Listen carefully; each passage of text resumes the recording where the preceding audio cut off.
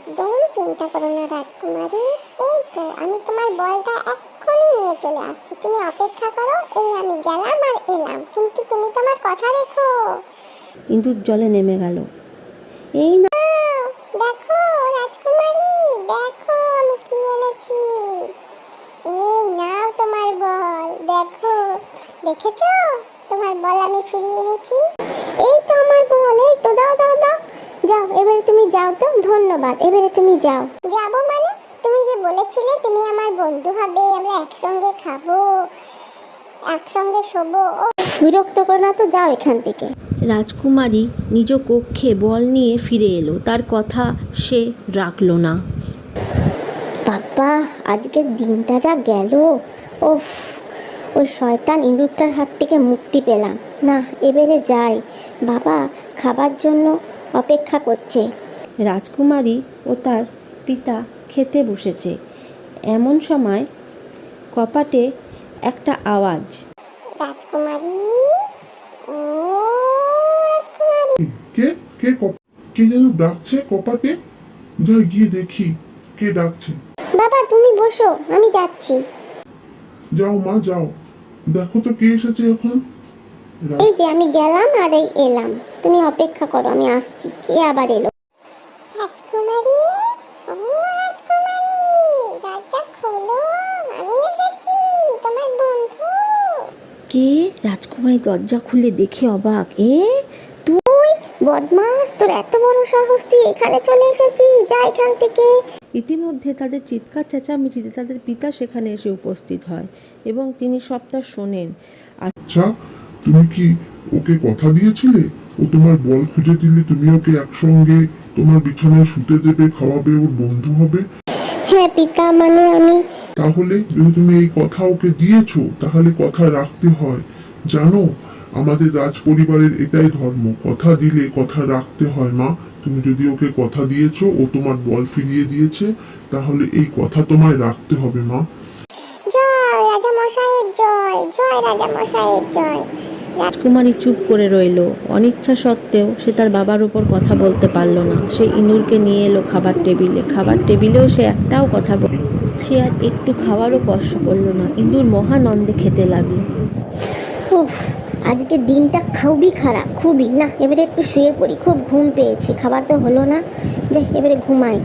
হ্যাঁ, তুই আবার এসেছিস, আবার এসেছিস আমার বিছানায় শুতে।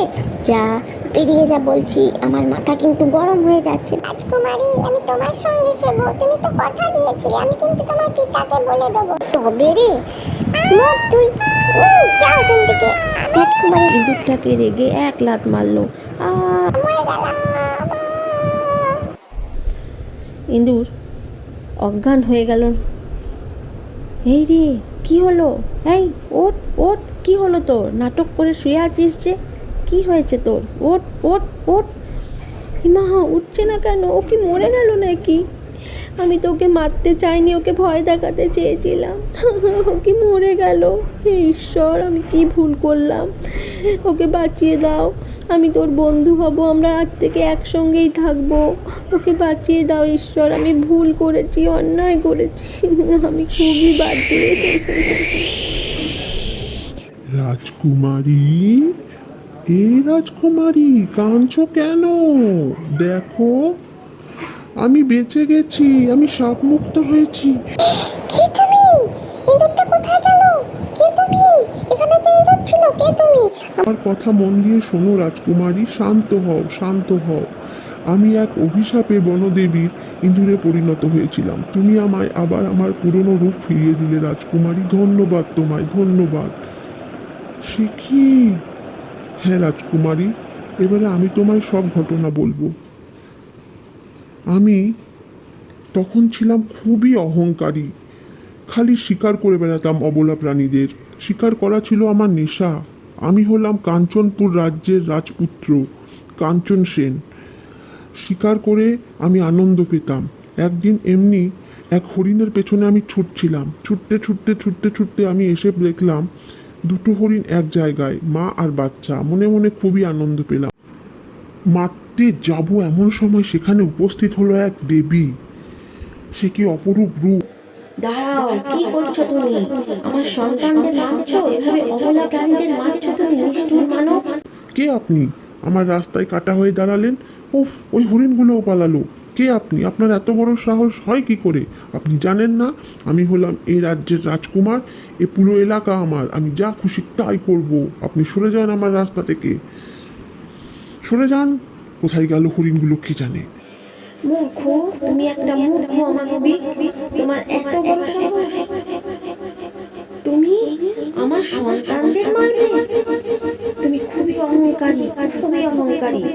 এবার শ্বাস নেবার জন্য প্রস্তুত হও, আমি তোমায় অভিশাপ দেব, অভিশাপ। অহংকারী, আমি বনদেবী, আমি তোমায় অভিশাপ দিচ্ছি। তুমিও এরকম নিরীহ প্রাণীদের হত্যা করছো, তুমিও হয়ে যাবে ইঁদুর, নিরীহ প্রাণী ইঁদুর। তোমাকেও সাপে তাড়া করবে, তুমিও পালিয়ে বেড়াবে প্রাণ ভয়ে। আমাকে ক্ষমা করে দিন, আমার ভুল হয়ে গেছে, আমায় ক্ষমা করে দিন, ক্ষমা করে দিন। আমি অন্ধ হয়ে গেছিলাম, আমায় ক্ষমা করে দিন। আচ্ছা, তুমি যখন এতই কাঁদছো, বুঝতে পেরেছি তুমি তোমার ভুল বুঝতে পেরেছো। আমি তোমায় ক্ষমা করে দেব। এই অভিশাপ মুক্তির উপায় আমি তোমায় বলবো। তোমারই মতো এইরকম অহংকারী যে অবলা প্রাণীদের ঘৃণা করে, এইরকমই কোনো মানুষের মনে তোমার অবলা প্রাণীদের প্রতি করুণা জাগাতে হবে, ভালোবাসা জাগাতে হবে, তাহলেই তুমি এই অভিশাপ থেকে মুক্ত হবে। এবারে যাও। এই যে তুমি, তুমি তো অবলা প্রাণীদের ঘৃণা করতে। দেখো, তুমি আর ঘৃণা করো না। তোমার জন্যই আমি শাপমুক্ত হলাম, তোমার মনের পরিবর্তন ঘটাতে পেরেছি আমি। এভাবেই রাজকুমারী মনে পরিবর্তন ঘটল। রাজকুমার আর রাজকুমারী মিলে অবলা প্রাণীদের সেবা করতে লাগলো এবং অদূর ভবিষ্যতে তাদের বিবাহ সম্পন্ন হলো।